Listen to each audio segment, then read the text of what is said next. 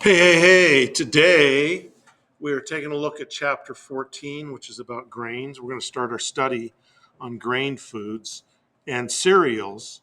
Please be advised when you hear the word cereal, first thing you're going to want to think is Captain Crunch, Rice Krispies, Frosted Flakes, etc. But those are breakfast cereals, not to be confused with um, cereal, which are cereals or grain foods. So grain foods and cereals can be interchanged. Rice is a cereal. Wheat is a cereal. They're not breakfast cereals because they're not cooked and sugar sweetened. Those are breakfast cereals, but corn, rice, wheat, oats, those are all cereals. And the reason they call breakfast cereals is because their main ingredients are wheat, rice, corn, oats, etc. All right, so today we're going to look at chapter 14, and we're going to outline the chapter 14. Now, um, for many years, an outline consisted of things like Roman numeral 1, and that is broken down into A, B, and C. And A, B, and C are broken down into numbers 1, 2, and 3. And each of those 1, 2, and 3, there's a whole structured format um,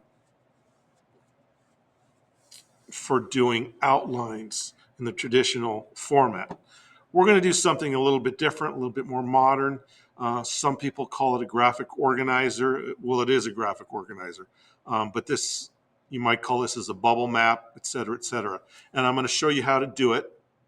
And you're going to do it and turn it in, and it'll help you understand chapter 14, grain foods. So we're learning a new technique to outline the chapter, number one, but we're also learning about grain foods at the same time. All right. You should have your book and open it to chapter 14. Now, in chapter 14, we find out the chapter is called grain foods. When you use this type of outline, you're going to start with the title in the center. Now, I have chosen to do circular shapes. You can do, actually, they're ovals. You can do complete circles, round circles. You can do squares, you can do triangles, you can do rectangles. The choice is yours. But you need to start with the title in the center of the page. And so that's what we're starting with. Chapter 14, Grain Foods. Now, if we look in your book, chapter 14, and I do recommend you use the hard textbook for this, not the electronic version. Um, you'll notice that there are category names in different colors. Like right here, we have something in red. Oh, by the way, when you're done, it's going to look like this. So anyway, we start with the name in the center, and you can go any direction from there. But the main topics in this book, when the authors got together and wrote it, they just didn't write down everything they knew about grain foods or cereals. They organized their thoughts in a structure, and they may have used traditional outlining, or they may have used what we're going to make today. So we're going to sort of take a look at how the information is broken up, and we're going to break it up ourselves. So if you look again in your book, you'll notice that the first heading is types of cereal products. Again, I don't know if I can say this too much. That doesn't mean breakfast cereals. That means cereal products, which are rice, wheat, oats, grain, corn, etc. Anyway, the main topics are colored red, so that helps you.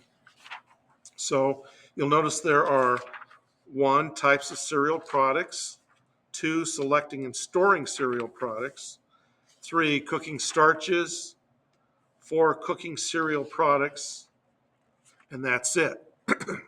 So we're going to branch off of our main topic here, 4 different branches.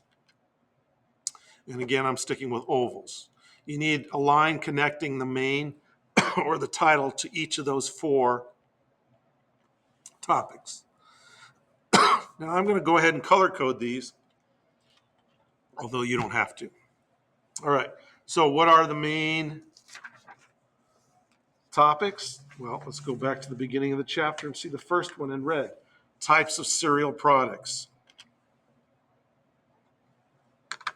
And I'm going to go a little bit fast because you can always pause this if I'm going too fast. That's one reason I record this, so you can back it up, slow it down, whatever, go at your speed. The next main point is selecting and storing cereal products. Again, I've started in the upper right-hand corner and gone counterclockwise. You don't need to do that. You can go any direction you want. But keep in mind that there's going to be branches off of each of those categories, so allow yourself plenty of room. The next category is cooking starches, and the fourth one is cooking cereal products. Okay? So now each red or main point, there's 4 of them, is divided into subpoints. And if you look in your book, you'll notice that they're green. And the first one underneath types of cereal products is grain structure. And we want a line connecting those. The next one would be breakfast foods. And the next one is flour. The next one is rice and pasta and other grain products. I'll let you fill them in from there.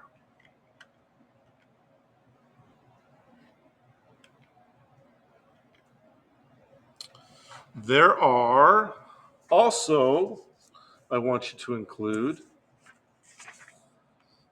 under flour, there are different types of flour. I want you to include all those different types of flour. They're in italics. So here's a sample of some of the flours I've done for you. Okay. Oops, what happened?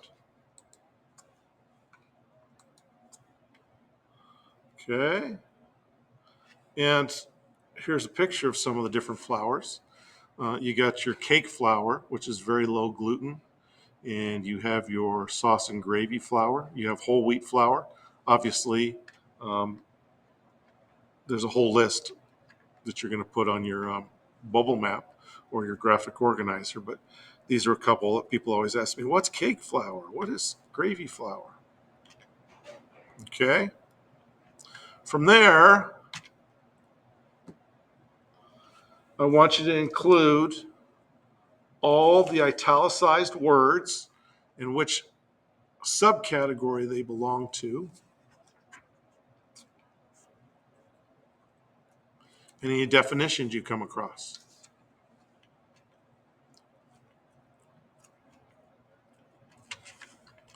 Now, in one section, under cooking starches,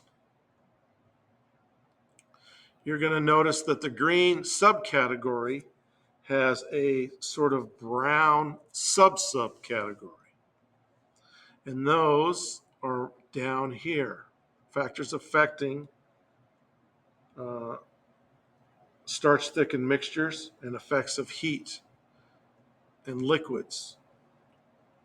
Okay, so include those under food science principles,